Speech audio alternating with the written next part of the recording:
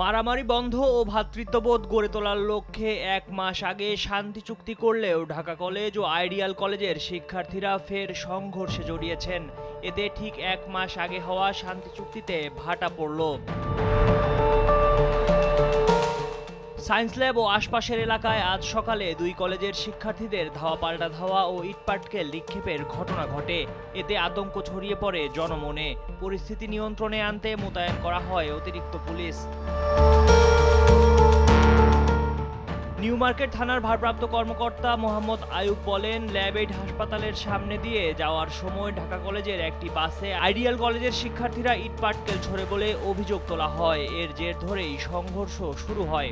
Science lab এলাকায় Dhaka college, ideal college ও city কলেজের শিক্ষার্থীদের মধ্যে প্রায়ই সংঘর্ষের ঘটনা ঘটে। এতে ওই এলাকায় তীব্র যানজটের তৈরি হয়ে আশপাশের সাধারণ মানুষ চরম দুর্ভোগে পড়ে। এ সমস্যা সমাধানে গত ৯ নভেম্বর নিউ মার্কেট থানা পুলিশের মধ্যস্থতায় ঢাকা কলেজ ও আইডিয়াল কলেজের শিক্ষার্থীদের নিয়ে একটি মৌখিক শান্তি চুক্তি হয়েছিল। ডেস্ক রিপোর্ট, সময়ের আলো।